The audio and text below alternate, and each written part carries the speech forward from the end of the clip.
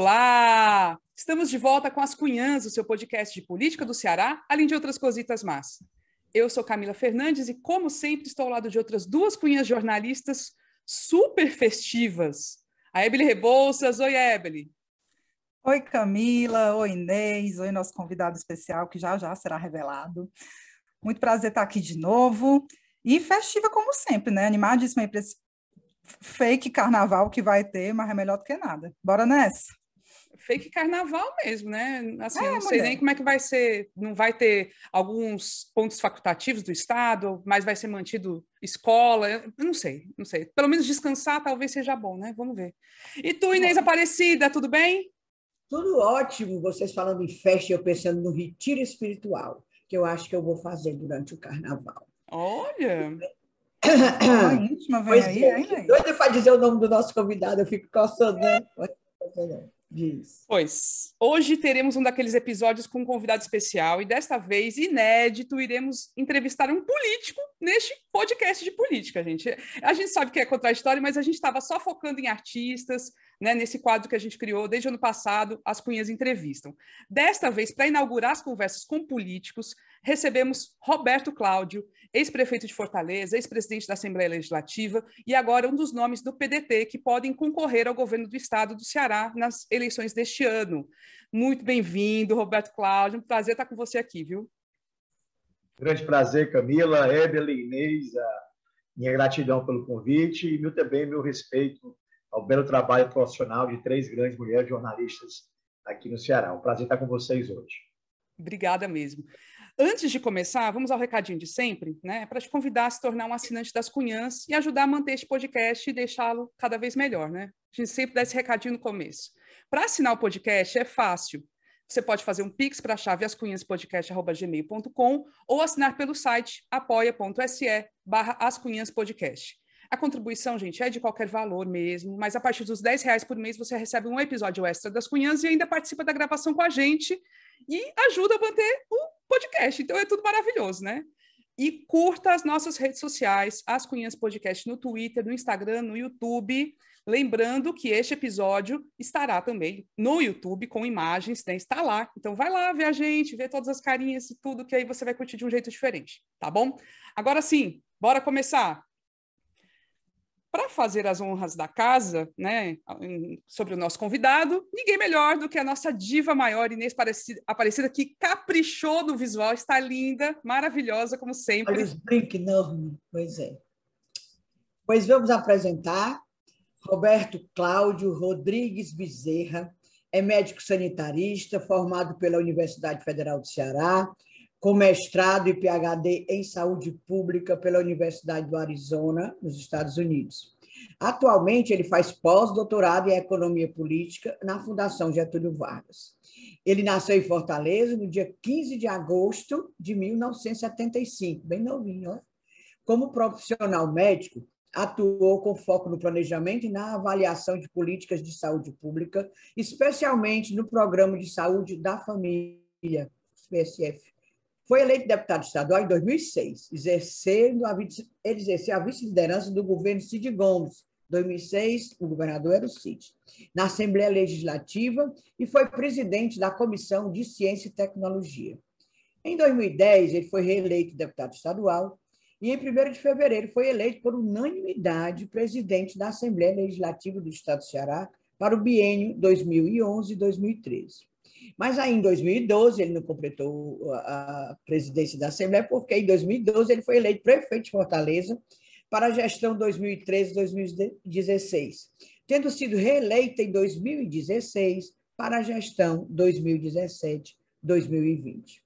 Ele é o presidente do PDT de Fortaleza, casado com a Carolzinha, todo mundo chama Carolzinha, mas é Carol Cunha Bezerra, e pai de 3 meninas. Aí eu fiquei pensando, tem minoria em casa, viu? Duas, Inês. Mulher, 3... A esposa... Ele foi preocupado agora. Arranjou mais uma filha. 3 filhos. São duas. São duas, Inês. Só acho que a cara é minha. 3, Carol Cunha e as 2 meninas. Que tá perdendo, viu, Roberto Cláudio, em casa. Ave Maria, imagino isso. Imagina como é. Tu não tem voz altiva em casa, não. Ou não, mano. Mulherinho que manda aqui, geral. Pois é, só pode. 3 mulheres. Pois vamos, então, para a primeira pergunta. Bem legalzinha. Eu estava olhando o teu Instagram, aí me deparei com a postagem que eu achei engraçadíssima, super interessante. Você pergunta como as pessoas lhe chamam. Aí diz assim, você me chama de Betinho, de RC, de Pinguim ou de Batatinha? Batatinha, eu nunca tinha ouvido falar. Acho que é quando você era criança. É. Carequinha, me chama de Beto. Eu acho que Beto, só quem te chama é a Carol. Exatamente, a Carol mesmo. Olha aí, que Beto, né? Carol mesmo. Pelo visto, eu achei, pela essa postagem, achei engraçadíssima, você não se incomoda com o apelido que recebe. Tu curte os apelidos? Como é, Roberto? Isso foi o jeito. O sujeito nascer com algumas características físicas como as que eu tenho, é pequeno, gordinho, fiquei calvo depois de um certo tempo, é natural que seja atrativo de apelidos. E o apelido também, bem novinho, óbvio, que o cabo se zangar com o apelido é o melhor caminho para o apelido pegar. Por exemplo, desses aí todos que você falou, um dos que mais pegou no tempo atrás foi o que eu mais me zanguei, que foi Batatinha. Foi na época do Colégio Militar. E era o Batatinha daquela série dos gatos, né? Tinha um manda-chuva e tinha um Batatinha. Né? Era. E aí eu era o tal do Batatinha e me chateou, que até um fato, um colega meu do Colégio Militar, era um ano da minha frente, passou na medicina um ano da minha frente, e quando eu entrei na faculdade, eu achei que tivesse, pronto, o apelido acabou. Estou na faculdade agora, não tem mais esse apelido, não. Primeira semana minha de aula, em perto do centro acadêmico, andando, eu ouço um grito. Batatinha! Eu disse, pelo amor de Deus, até aqui me perseguiu o apelido. Mas eu fui cobrado, para finalizar, Inês, que eu não coloquei outro apelido lá, que era a escola buchudinha, aquela escola pequenininha. Buchudinha. Que uma época eu conhecida aí. Não, uma época não, continua sendo. É muito utilizada. E tem vários bares que as pessoas só pedem Roberto Cláudio. Pois é. Inclusive, de minha parte, é motivo de inveja, porque eu sempre, Ave Maria, o meu sonho é ter uma cerveja em minha homenagem, né? Chama o povo, já pensou? Motivo de inveja, mas... Você sabe, Edri, que o ex-presidente da Ambev, o atual era um cearense, da Ambev Nacional, e o antigo também era, e a Inês conhece bem a família dele, eu creio, que ele é neto do Almir Pinto, e até meu parente ainda. O pai é o Melquiades Pinto Paiva, que fundou o Labomar, e a mãe é Araci. E ele, bem novo, o Bernardo foi morar no Rio de Janeiro com eles e virou presidente da Ambev. E teve comigo. E disse, rapaz, você sabe que o seu caso é um caso conhecido no Brasil, que tem uma cerveja aqui em Fortaleza, tem o nome do prefeito. Isso é uma história da internet. É uma honra. Mas bora aqui parar de graça e vamos aqui começar a falar das eleições, dessas movimentações que estão rolando fortemente esse ano, né? Prefeito, assim, entre as leituras que são feitas, né, sobre os nomes do PDT, né, para disputar a sucessão do Camilo, o que se comenta é que você seria o candidato com fortíssimo apoio entre os Ferreira Gomes, né, mas que enfrenta algumas resistências com aliados no PT, no MDB. Eu sei que você está trabalhando fortemente, se movimentando muito na capital e no interior para construir essa pré-candidatura, mas eu queria saber especificamente em relação a essas resistências que existem, né? De figuras como a Luiziane, como o ex-senador Eunício Oliveira, né? Que tem horror ao PDT, tem muitas críticas ao PDT, e, enfim, se recusa, né? Tem feito resistência também ao seu nome especificamente. Eu queria saber como você tem trabalhado para neutralizar essa resistência específica. Tem alguma tentativa de diálogo com esses personagens específicos, ou você já deu por vista essa situação? Eu, honestamente, não cheguei a procurar pessoalmente nem a ex-prefeita Luiziane, nem o senador Eunício para conversar especificamente sobre esse assunto. O que eu sei da imprensa mesmo também, nunca chegou nenhuma informação mais direta e objetiva também a mim.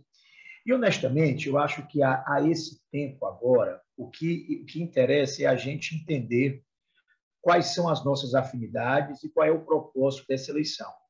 Todo o resto, nome, aliança, vira consequência, honestamente. Inclusive para mim, né, que eventualmente estou colocado no rol de pré-candidatos. Acho que deve haver um sentimento maior do que simplesmente o desejo eventual de ser governador. E as afinidades que eu creio que nos unem devam partir primeiro do campo ideológico, o que é que nós pensamos ser o papel do Estado. Segundo, o que é que nós entendemos desse período de aliança que vem, pelo menos há 16 anos, que elegeu o Cid e o Camilo. Que tipo de avaliação se faz, se é positiva, se é favorável, como eu faço, de conquistas, de transformações. Então, esses tipos de afinidades é que devam nos unir.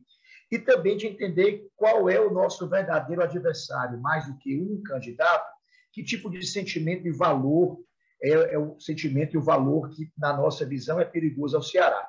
E na minha visão e na visão de muitos que compartilham o desejo de uma aliança ampla e mantida, é que o nosso maior fantasma na perspectiva, né, do receio que a gente tem é uma expressão desse bolsonarismo tosco, né, de trevas, né, aqui no estado do Ceará, que possa representar algum tipo de risco e de retrocesso.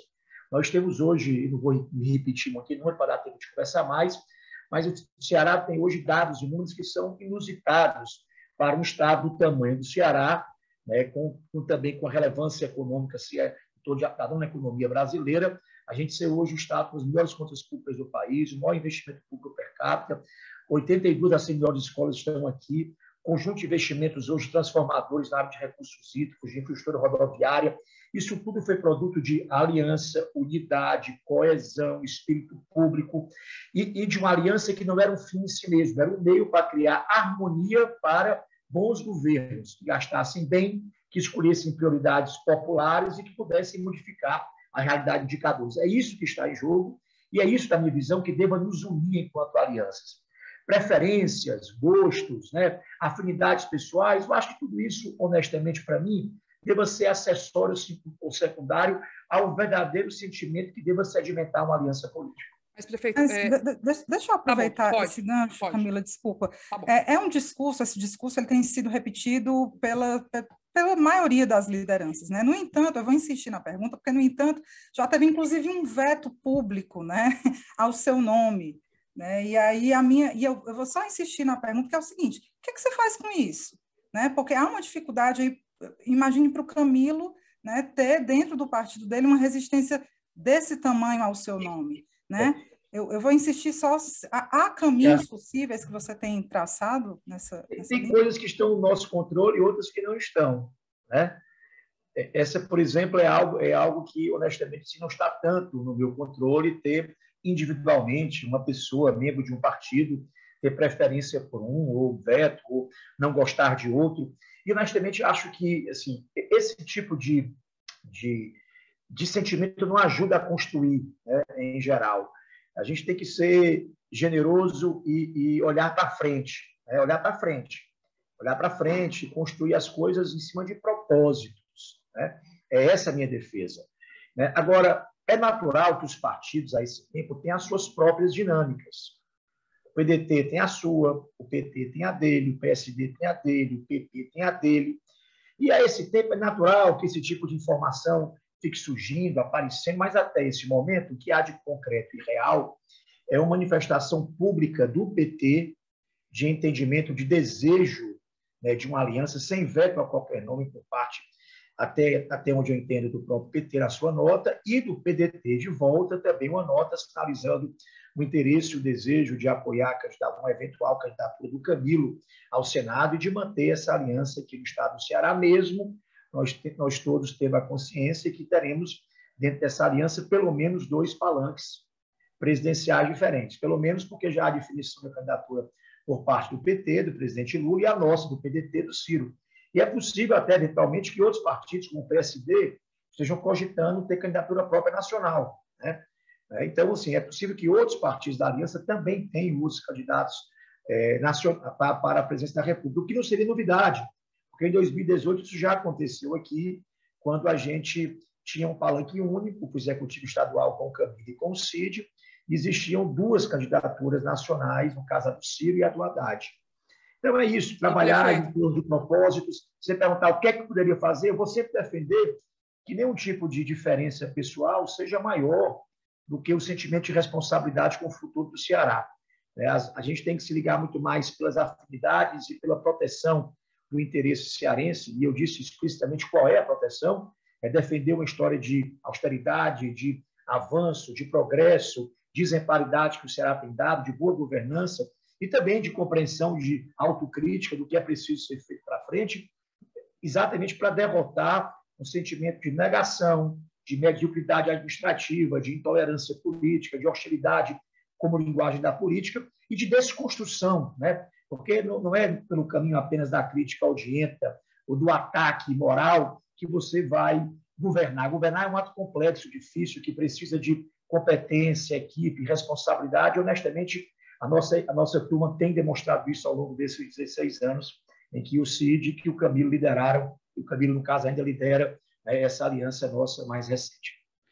O senhor trouxe vários pontos, abre para várias questões, mas eu vou puxar pelo palanque, a questão do palanque nacional e local, né, que eu acho que é um ponto de conflito que tem existido numa parcela, principalmente do PT, e no caso do PMDB, o MDB também acaba entrando nesse jogo, mas em 2018 aconteceu isso, aconteceu que o Haddad não teve o palanque desejado, assim, com Cid, Ciro, o senhor mesmo, né? Aliás, você, vamos chamar de você, é quase da minha idade, pelo amor de Deus. Ali defendendo, de fato, o nome do Haddad no segundo turno contra o Bolsonaro. E houve essa reclamação por parte de várias figuras do PT, né? E agora, eu quero saber, em relação a este ano, se a sua candidatura for confirmada ao governo do Ceará, num eventual segundo turno, sem a presença de Ciro Gomes, vai ser assegurada a presença de Lula, se confirmarem as pesquisas que estão aí traçadas até agora, há essa abertura nesse lado, nesse sentido?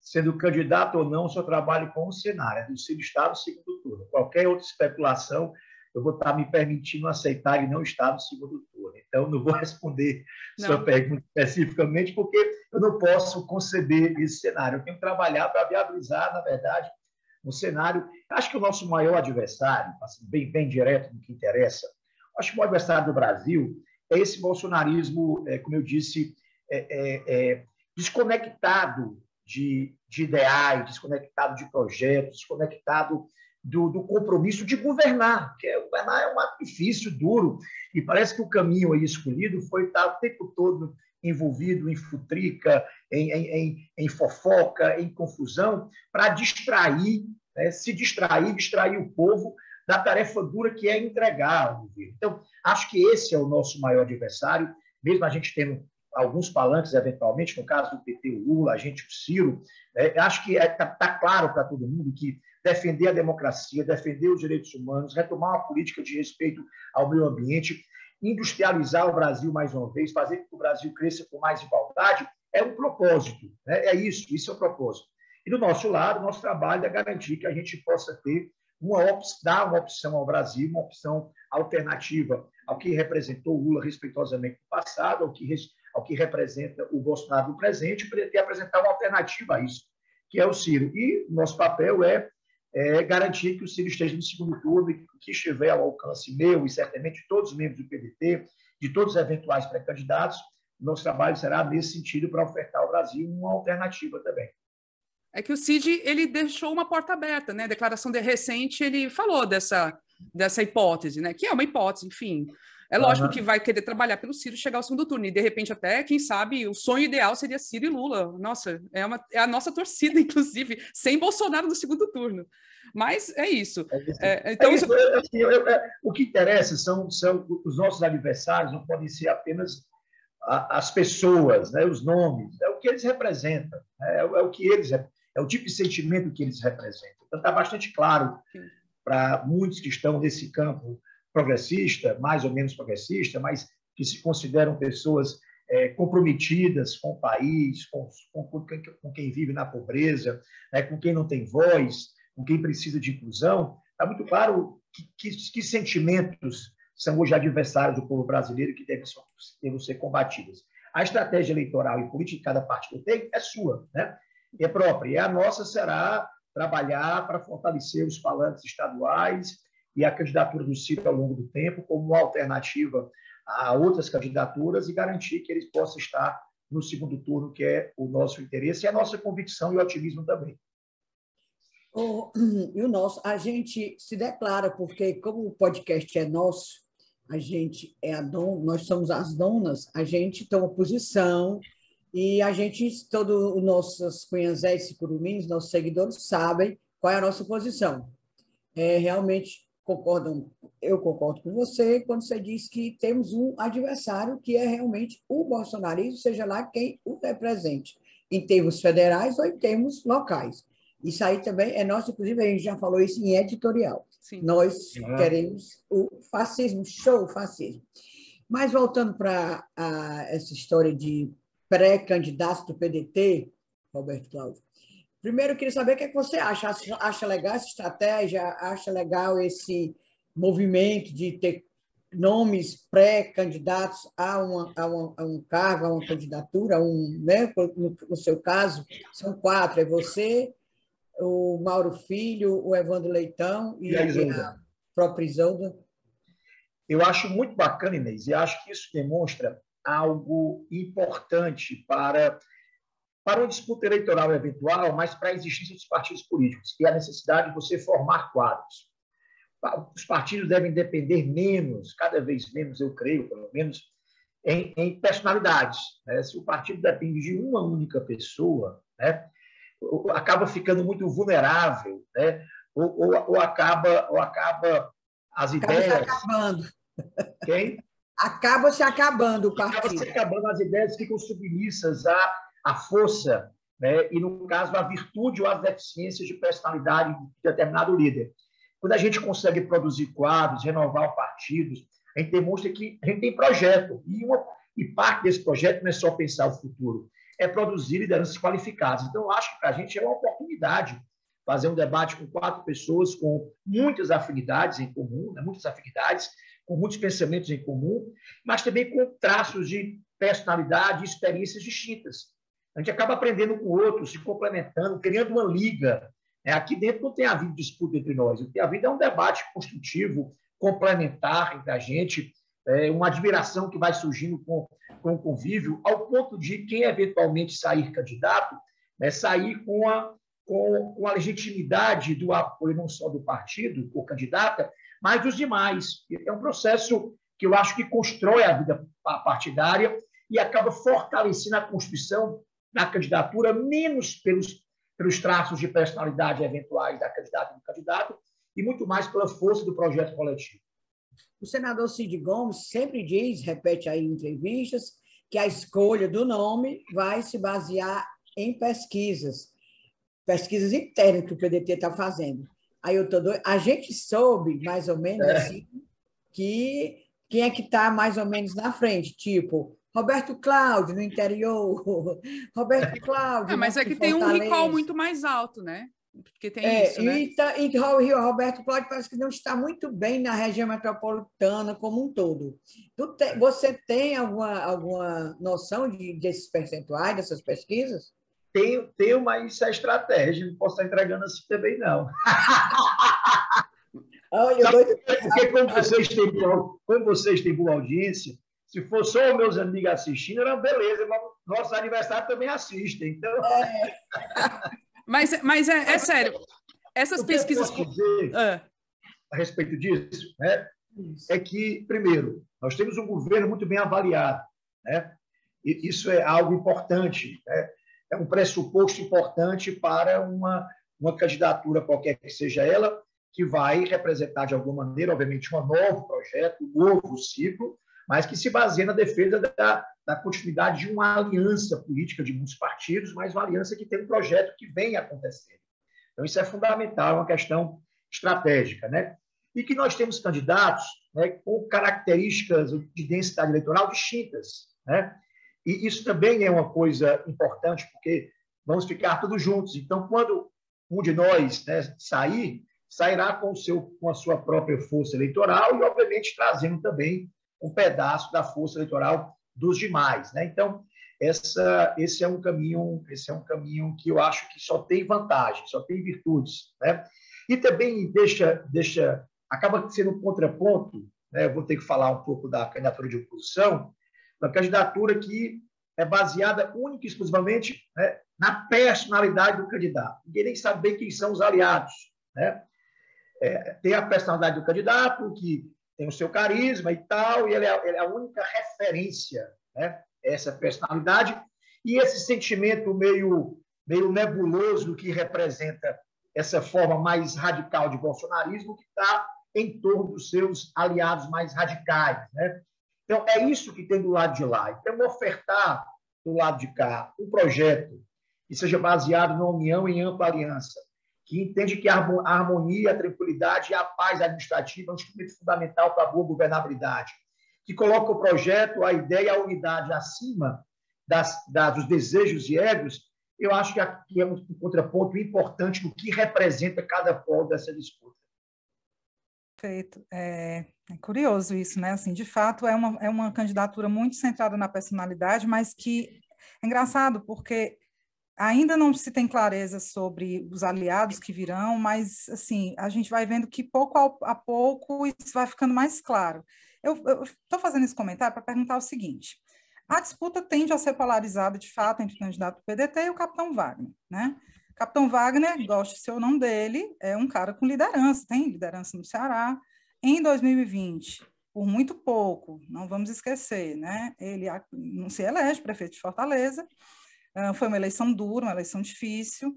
E o que eu queria saber de ti é se você acha que 2022 tende a repetir aquela dificuldade. Não foi uma eleição fácil para o Sarto, né? 2022 tem algo de diferente, algum elemento diferente que torna a disputa menos tensa, ou ela tende a repetir aquela dificuldade? Como é que se faz para nós, progressistas, mulheres que, enfim, não gostaríamos de ver o bolsonarismo ganhando no estado do Ceará, para a gente não ficar com tanto receio e tanto temor, hein? Evelyn, eu sou muito cético em relação a querer replicar na eleição seguinte as experiências da passada. Estou falando isso por mim mesmo, né? Cada eleição que eu participei como candidato eleitor, ela teve uma história muito diferente da outra, ou diferente da outra. E sempre que eu quis forçar uma barra para tentar replicar o cenário, eu quebrei a cara. Então, eu tendo a entender que a circunstância do país, do momento, da política estadual, das avaliações de governo, dos apoios, das características das candidaturas é que vão definir a evolução da eleição, né? O próprio processo eleitoral em si, muitas vezes, por um fato como foi a facada no Bolsonaro, que foi, obviamente, uma tragédia, um fato que tem que ser recriminado, né, e tem que ser levado à justiça, investigado e tal, independente de qualquer coisa, da natureza do ato violento que teve contra ele, é inegável e é possível que ele tenha tido também algum tipo de repercussão, né? Tudo isso são inferências e sugestões, mas há fatos que muitas vezes modificam a natureza dos resultados eleitorais. Então, assim, é difícil a gente prognosticar o que vai acontecer, né? Mas, ao mesmo tempo, eu tenho muita confiança na sabedoria coletiva, sabe? Quando você olha para o reconhecimento do povo cearense em relação ao que foi feito, também quando você olha para as biografias e histórias de realizações, de compromisso, né, de fato verdadeiro e concreto, né, dos 4 pré-candidatos da nossa turma e do capitão, quando você vai para o racional, né, eu acho que as variáveis que a gente olhar, qualquer uma delas, a gente vai olhar com mais simpatia ou com mais positividade uma candidatura da aliança em relação ao capitão. Mas concordo com você, eleição começa a se ganhar com humildade, com muita humildade e com a capacidade de conversar com as pessoas, com o povo, dialogar, entender o que precisa melhorar, construir ideias coletivamente com as expressões mais distintas da sociedade, construir a expectativa de um novo governo, né? Um governo que tem elementos óbvios de continuidade, mas que tem que ser também um novo ciclo. Então, assim, acho que a humildade na construção desse processo é algo fundamental. Mas prefeito, você não acha que racionalmente a dificuldade de 2020 já não sinaliza que pode haver um certo desgaste desse ciclo político, se não preocupa o tanto de tempo? Deixa eu fazer uma ponderação para você diferente. A primeira pesquisa da campanha do capitão contra o Sarto, contra a Luiziane e outros candidatos, demonstrava o capitão com 40% ou 41% dos votos. Uma campanha em que o Sarto teve Covid 2 semanas, 3 semanas, ficou sem poder fazer campanha com o tempo mais limitado da história, com a Covid na rua, né, sem poder fazer campanha pública. E o que se dizia à época, na verdade, era se a gente conseguiria, a candidatura do Sarto, chegar ao segundo turno. Tinha uma ex-prefeita com recall forte, com reconhecimento de parte da população. Você tinha um candidato que vinha se preparando há 4 anos como candidato na rua, tinha disputado comigo, né, e perdido no segundo turno, e o Sarto começa ali com 2%, 3%, e ganha a eleição. Então, a verdade, se a gente analisar o antes e o pós-campanha, né, a análise é outra. É porque a gente andou se empolgando com o crescimento da pesquisa no final. Mas a análise verdadeira é que a gente tinha uma eleição duríssima quando foi Mas foi uma eleição muito dependente do Camilo, ele teve que estar muito presente em vários momentos, e que acabaram reduzindo a presença de Cid e Ciro Gomes na frente, né? No primeiro turno, o Camilo não pôde se envolver publicamente em virtude da candidatura do PT, né? Mas apoiou. O povo entende que a gente tinha uma aliança administrativa, no caso o PDT com o PT, né? De alguma maneira havia já uma aliança administrativa ali, e no segundo turno houve uma presença muito significativa, de fato, do Camilo na campanha, que foi importantíssima, né? Você faz um contraponto muito importante, né? Mas o que interessa é que a gente acaba olhando, depende da lente que você olha, Mas eu gostaria de voltar à minha primeira impressão, que é eu não costumo analisar a próxima eleição pela última. Primeira questão, se ganhou, vai ganhar de novo, né? E o Camilo ganhou, assim, foi recorde, né? Ele ganhou muito à frente no primeiro turno. Eu estava prefeito de Fortaleza. Nós ganhamos a campanha no finalzinho, campanha duríssima, né? Já na segunda, o Camilo ganhou no primeiro turno com a diferença, eu acho, histórica, a maior da história. Eu acho que foi. Então, 4 anos depois, né? Então, essas coisas têm histórias muito distintas, então é muito difícil a gente querer prognosticar ao tempo de agora. Acho que humildade, diálogo com o povo, construção de unidade, manutenção dessa aliança, que não é fim, mas é um meio importante, eu acho que são pressupostos importantes para o fortalecimento de quem quer que seja o candidato ou a candidatura desse projeto. Roberto, Cláudia, gente... Pode falar, Inês. Não, deixa eu falar. A gente falou muito do Camilo está deixando o governo com índice de aprovação muito positivo, em torno de 80% e tal, mas também existem problemas, claro, né? Problemas sérios que todo mundo fala, que é o de segurança pública, que eu acho que o adversário vai aproveitar muito essa questão. Esses investimentos feitos, inclusive agora, vai até fardamento novo de tudo, bota, meia, papapá, acho que até as cuecas da polícia. Mas o problema da violência, principalmente na periferia de Fortaleza e no interior, ele segue assustando. Facção, eu acho isso um absurdo. Eu queria saber se você, se for candidato mesmo do PDT, tem algum plano, algum projeto a respeito disso, porque segurança é difícil. O Camilo sempre fala, foi o governo que mais investiu e tal, mas a gente olha assim, a realidade, a expectativa é uma coisa, a realidade é outra. A realidade não está combinando assim com esse monte de investimento que ele fez, não. Queria saber se você tem assim, um plano. Meu Deus. Eu vou gastar um pouquinho mais de tempo nessa resposta, tudo gasta de médio, porque eu acho que esse é um assunto importante. Primeiro, eu acho que a coisa mais respeitada em relação à atitude do atual governo, do governo Camilo, eu acho que é a transparência e a verdade em falar da violência. Primeiro, reconhecer que esse é um problema verdadeiro, honestamente, trazer ele para a centralidade das decisões governamentais, não inventar dado, muito pelo contrário, publicar mensalmente indicadores, estejam eles melhores ou piores. Eu acho que esse tipo de atitude, que é a honestidade e a verdade no enfrentamento do problema, é o primeiro passo, né? O segundo é que, desde o CID, vem acontecendo investimentos muito estruturantes na polícia. Se você olhar antes e depois, estou falando agora de infraestrutura, de insumo, de equipamento, delegacias, efetivo policial, tecnologia implantada, novas delegacias especializadas. Então, há todo o investimento que, na segurança, como em outras coisas, o resultado não acontece da noite para o dia, né? Ele demanda um tempo. E os indicadores, eu estava dando uma olhada até para participar de outro debate outro dia, a gente vem há alguns meses seguidos com redução de tanto de homicídios como de também furtos e assaltos. Então, essa é uma tendência, tem uma tendência decrescente. Concordo com você. A gente pode chegar e dizer, está tudo maravilhoso. Porque não é isso na ponta, muitas vezes, que o pai ou a mãe de família percebe.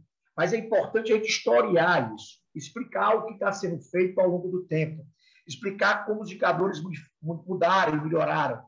E, principalmente, alertar a população que os dois momentos de ruptura, de quebra de continuidade, da tendência de queda, e a história dos números não mente, os dois momentos em que os números pararam de melhorar e pioraram, inclusive com o aumento de homicídios, foram exatamente durante e logo após os motins da Polícia Militar, que foram liderados agora da oposição.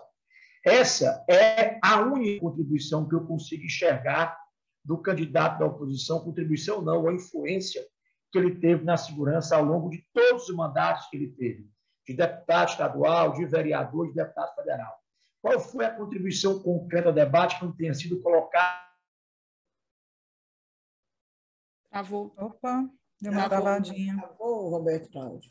Travou. É a internet Mídias que estavam sendo implantadas. É importante que esse debate Roberto, com verdade. Travou essa pergunta. Volta um pouquinho na sua argumentação para a gente poder editar. Eu estava, mas eu vou tentar aqui voltar, dizendo que a gente vai ter que historiar isso, explicar o avanço, os investimentos, o impacto deles, como eles têm evoluído ao longo do tempo e explicar que segurança não acontece por passo de mágica. Entretanto, vai ser preciso a gente apresentar um conjunto de novas ideias, de novas ações, de novas soluções, principalmente em relação ao combate do crime organizado e às facções, que é hoje o grande problema da segurança. O nosso adversário, é bom que se diga, né, a contribuição ou a influência que ele teve nesse processo é de duas naturezas, foi em dois momentos. Foram os dois motins que ele organizou, que ele teve à frente, e que quebraram uma tendência de melhoria nos indicadores de segurança. Os dois piores momentos da história recente da segurança foram após os motins. Por quê? Porque houve quebra de hierarquia, porque houve desorganização da estrutura de muitos quartéis, porque houve ruptura na dinâmica das políticas que estavam sendo implantadas. O que é que vai ser ofertado pelo lado de lá, né, que não seja corporativismo, que não seja demagogia, e o que é pior, o completo descompromisso já comprovado no passado com a proteção à vida das pessoas. Esse é um tema que merece ser estudado a fundo. Eu, pessoalmente, estou estudando, outros colegas do partido também, buscar estudar o que está sendo feito atualmente, né, e de bom, de valioso, que precisa ser preservado, até para garantir continuidade às políticas, e o que é que pode ser agregado, o que é que pode ser inovado para poder trazer uma nova realidade de segurança e de proteção à vida das pessoas. Mas, olha, tem um dado no segundo governo do Camilo importantíssimo, que foi o enfrentamento, né, do tráfico de drogas dentro da penitenciária, modificou a administração penitenciária e virou uma referência, inclusive, para o Brasil. Então, há um conjunto de ações e de intervenções que trouxeram resultados favoráveis.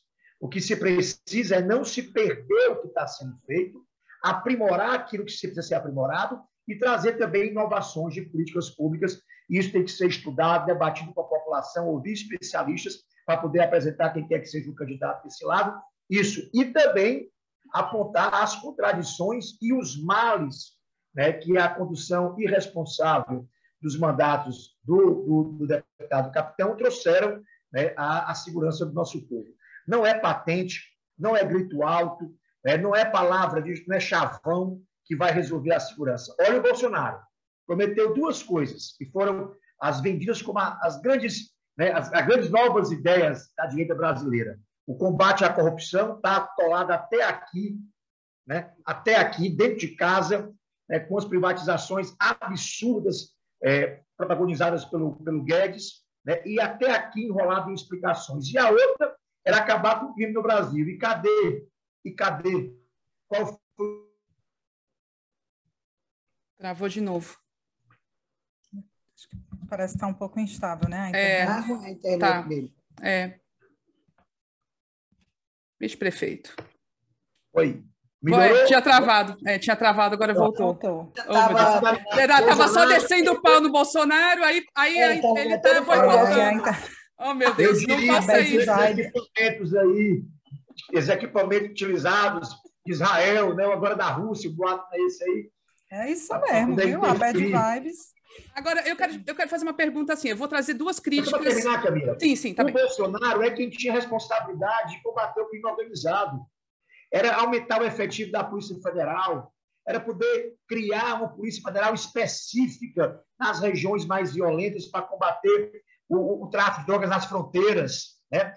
E o que é que foi feito, né? A não ser simplesmente omissão e abandono do assunto e ter simplesmente delegado a responsabilidade aos estados e ter apontado o dedo crítico à responsabilidade de governadores e secretários de segurança pública. Então, não é pelo caminho da demagogia, da hipocrisia, do grito alto e dos chavões que definitivamente a segurança será resolvida. Pronto. Ainda sobre a segurança, tem uma crítica de grupos ligados a direitos humanos, pessoal que estuda violência no Ceará, de que o Camilo tem uma polícia muito bolsonarista. Tem uma política de segurança que é muito parecida com o que prega o bolsonarismo. Eu queria saber a sua opinião sobre isso, se há necessidade de alterações nesse sentido também, de pensar numa política de segurança pública que não contemple só o policiamento ostensivo, a repressão, mas que pense também em outras formas de abordar a comunidade, enfim, os problemas sociais que estão aí e que aparentemente não estão dando conta, né? Camilo, acho que tem duas coisas que têm que ser diferenciadas. Eu não estou aqui só em defesa apenas, né? Uma coisa é a política pública de segurança ser bolsonarista. A outra é os policiais individualmente serem bolsonaristas e cometerem atos extremos, né? E definitivamente a condição da política de segurança do Estado não é, muito pelo contrário, né? Há hoje uma preocupação com o feminicídio, com a agressão à mulher, com a violência à comunidade LGBT. Há uma série de preocupações incorporadas à política de segurança, que fazem parte das preocupações centrais do governo, inclusive de defesa dos direitos humanos. Você não vê a polícia hoje tirando pessoas de uma ocupação habitacional. Há muitos anos você não vê isso no Ceará. Muito pelo contrário, a polícia tem sido instrumento de diálogo. Claro, na ponta, excessos, atos extremos que se assemelham ao bolsonarismo mais boçal e radical, sim, existem. E tem hoje, é bom que se diga, já há um tempo, desde o CID, uma dura corregedoria, inclusive para poder investigar e punir eventuais atos extremos que existem. Então, eu faria essa distinção com bastante clareza entre a política pública de segurança, que, nesse caso, defende direitos humanos e busca entender o papel preventivo da polícia. Tem pessoas hoje na polícia que têm um papel importantíssimo com ações sociais, trabalhando nas areninhas, trabalhando nas áreas do Ceará Pacífico, uma política completamente distinta do que é a tradição das polícias do Brasil. Agora, claro, enfim, é um efetivo de milhares de pessoas, há uma natural adesão ideológica de parte da comunidade militar, há um sentimento de direita representado pelo bolsonarismo, e, às vezes, isso acaba sendo, na ponta, representado por um ato extremo cometido por um bolsonarista mais radical. Mas, definitivamente, não é a condução e a ideologia da política pública de segurança do governo. Aí a outra crítica, que aí seria a sua gestão na prefeitura.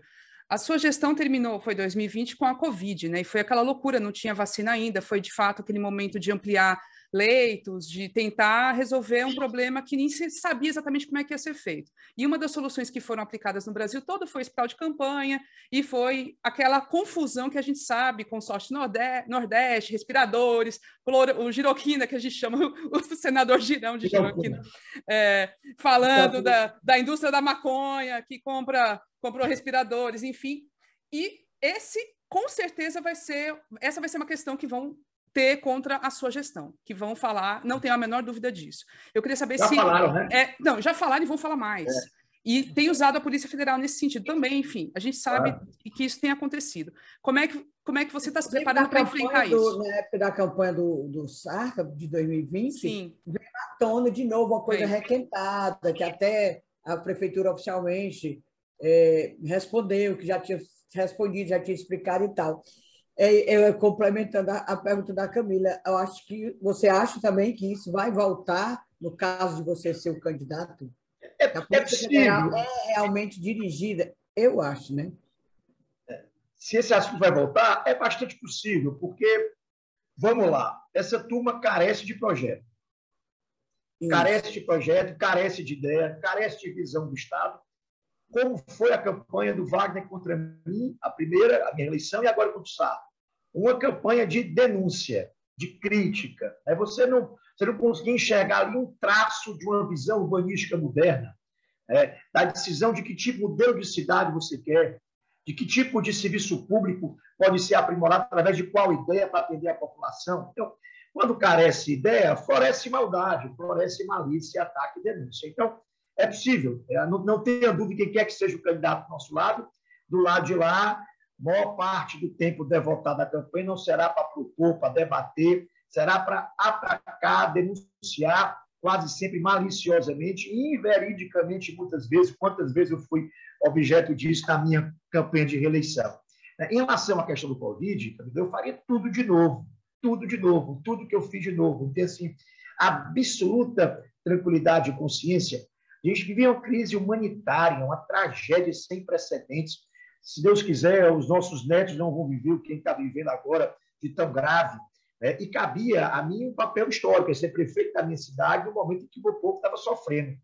E, claro, comprar o que tinha que comprar, adquirir o que tivesse a adquirir, multar o que tivesse vontade de leito, garantir todos os esforços para ter oxigênio, para ter respirador, para ter profissional de saúde, para ter atendimento.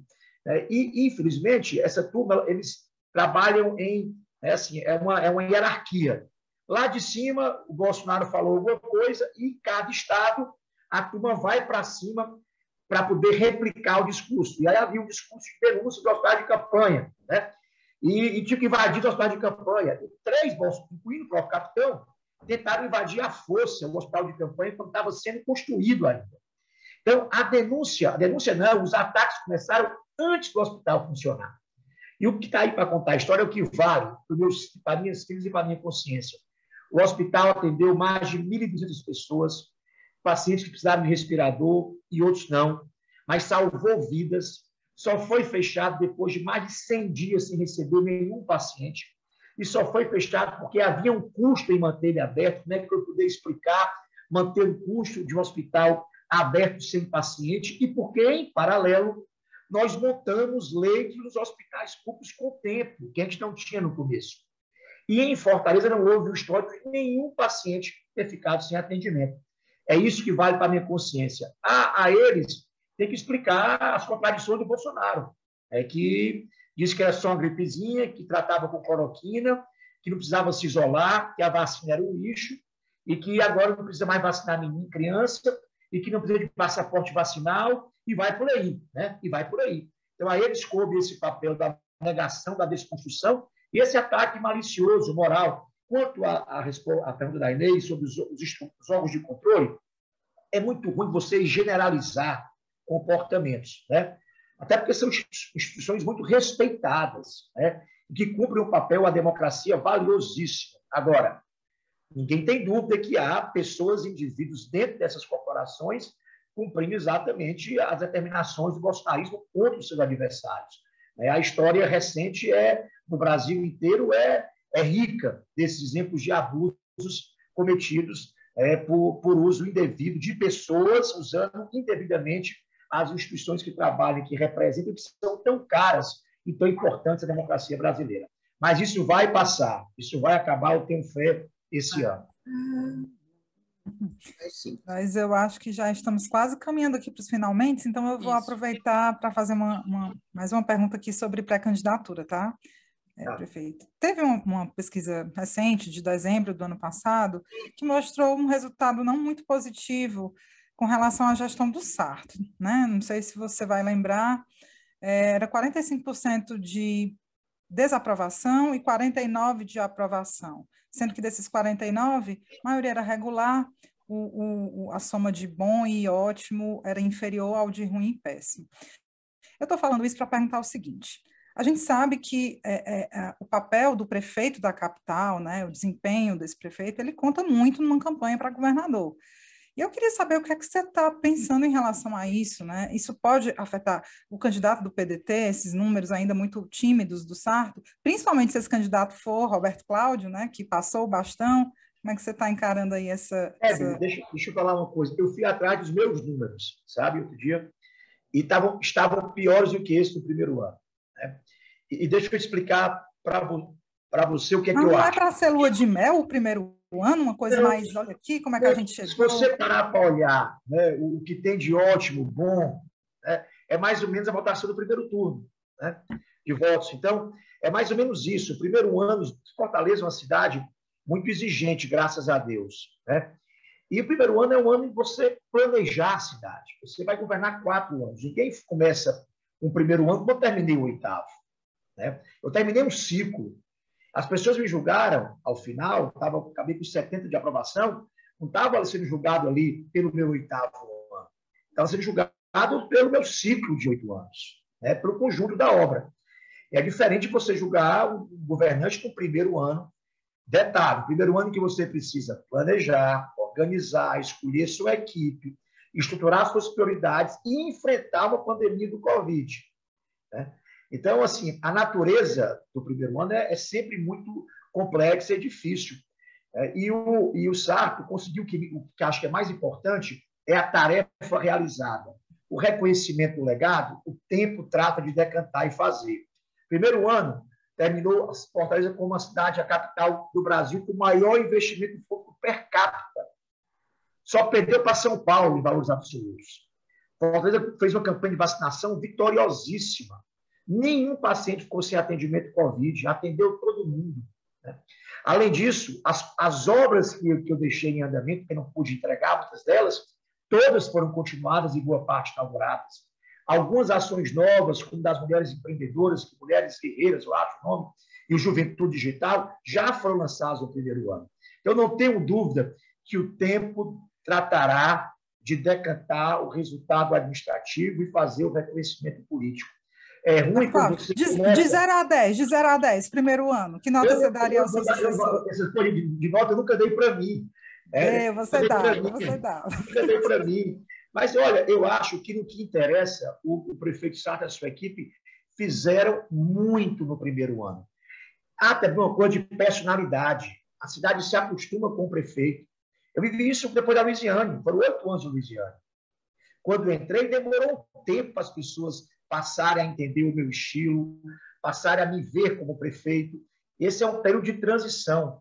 Mas em qualquer resultado gerencial, administrativo que você olhar, né, o Sarto foi muito bem no primeiro ano. Foi muito bem. E não tenho dúvida que fará uma excelente gestão ao final dos 4 anos. Eu tenho convicção disso. Agora, é uma questão assim, bem de articulação política com o prefeito que foi durante 8 anos e tinha praticamente a oposição era muito minúscula, não tinha esse valor que está tendo agora, né? Essa oposição ao Sarto, que continua sendo pequena, mas está barulhenta e está uma coisa irritante. E eu acho, pessoalmente, falo por mim, mas acho que as meninas concordam, que às vezes ele dá corda demais, ele está dando valor para o que essa oposição está fazendo, como essa aproximação, essa sinalização, por exemplo, ao aprovar, ao sancionar essa lei que criou a Semana pela Vida, contra o aborto, indicando os malefícios, os males para, sei lá, psicológico, sei lá o quê, para a mulher, se ela tomar anticoncepcional num país e numa cidade que esse é um problema grave, gravidez na adolescência continua sendo um problema grave.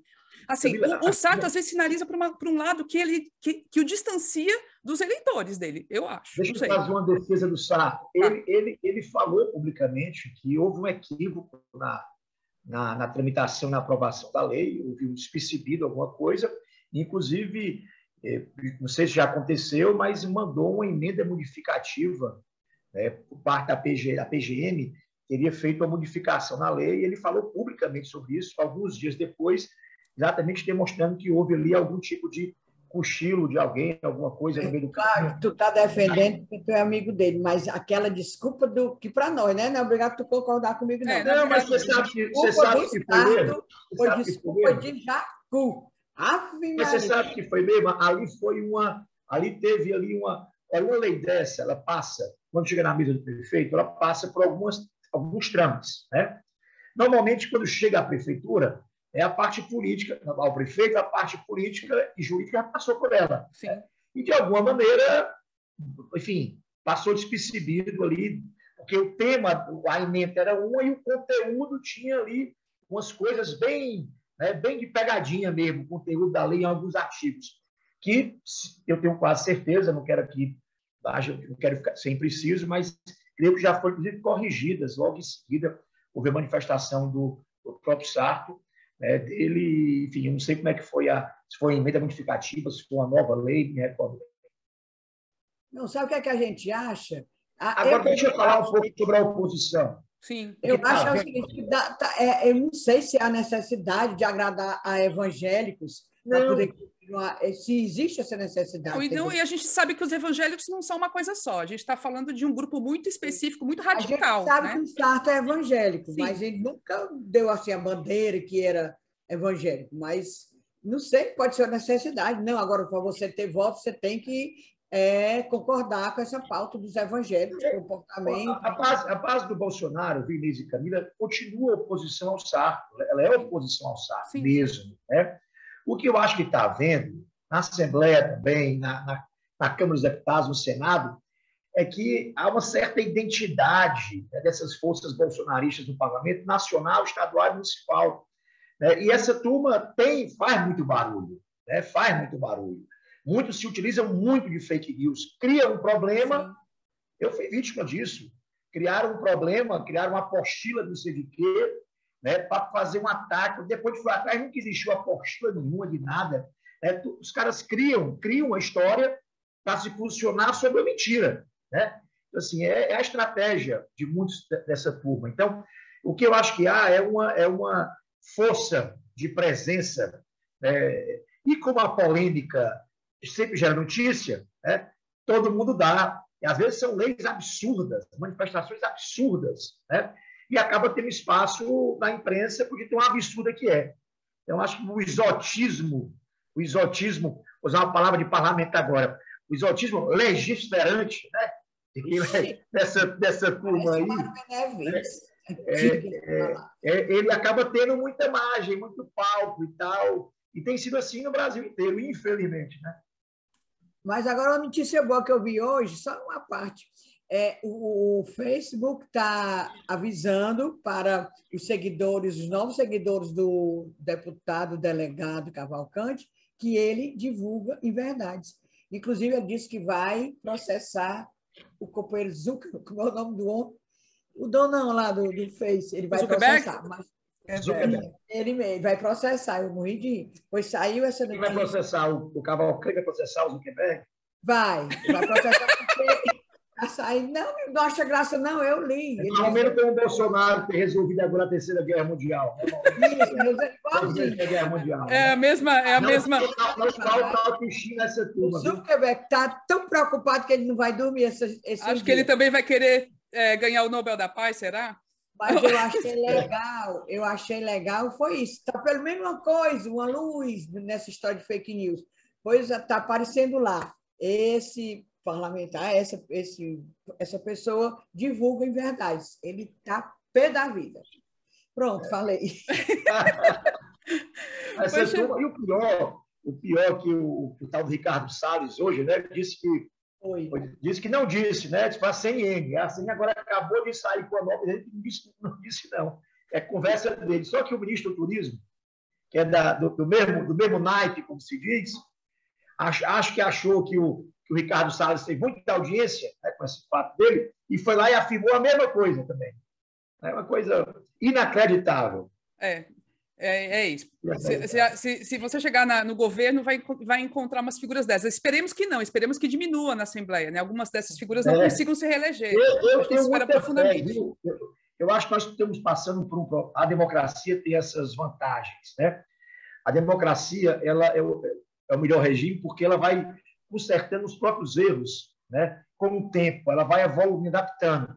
Talvez fosse necessário a gente viver um governo de extrema-direita, como a gente viveu agora, né? Para a gente perceber. Né? Infelizmente, causa muita dor, muito sofrimento, muita perda de muita gente, né? ainda mais na época da pandemia. Mas para o fortalecimento da democracia, as experiências, né, de lado a lado, elas ajudam o povo a entender o que significa, muitas vezes, ser um governo à esquerda ou à direita. Né?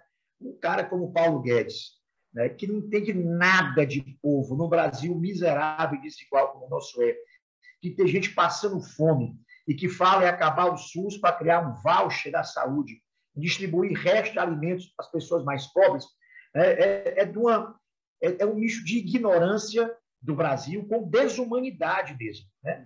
E essa turma que está liderando, né, o nosso país. Barbaridades que a gente teve que viver para ver, né? O lance das empregadas, né? Da Disney. Do povo querer ir para a Disney. Gente, e o pior que sai muito naturalmente, né? Porque é como eles pensam mesmo. É muito natural. E eles não se enrubescem, né? Eles nem coram, porque é muito natural. É o que sai direto, sem filtro. As barbaridades que esse Sérgio Camargo diz, meu povo, pelo amor de Deus. Ave Maria, é um negócio inacreditável. Esse é inacreditável. A pessoa ouve e não acredita que está ouvindo. Né? Os ataques assintosos e desavergonhados contra todas as políticas afirmativas, né? Querendo transformar isso, não apenas um discurso ideológico, mas querendo negar a importância de você corrigir e reverter desigualdades históricas, né, através de políticas afirmativas ou de reconhecimento, e tornar isso uma política do, como é que chama? Do blá, blá, blá, não, política do mimimi. Do mimimi. Do mimimi. Né?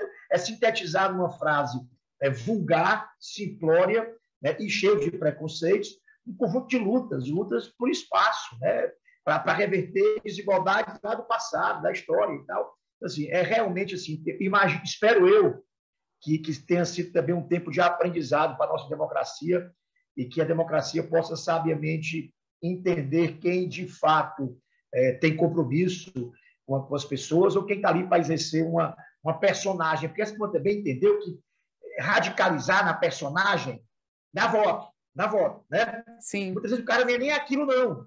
Ele não é tão ruim quanto ele parece, não, sabe? Mas ele entendeu que se criar uma personagem, né, fala ao nicho, então ele consegue um espaço eleitoral, né? Engana o povo até no que fala, no que pensa, né? Não, o Capitão é um caso, a gente até brinca, né? Que ele quase virou alguém assim que poderia ter um discurso mais interessante, mas decidiu radicalizar, é complicado. O Capitão Wagner teve um pé no PCdoB, meu povo. Foi. Eu concordo com o Roberto lá. Eles dizem essas coisas como uma persona que eles criaram, é uma pessoa que eu não acredito que, por exemplo, o Sérgio Camargo daquele, que é negro, diga coisas contra a sua própria... Mas é mais ou menos, viu, Inês? Eu não sei, eu acho que... Acho que ele tem que ir para terapia. Não é só...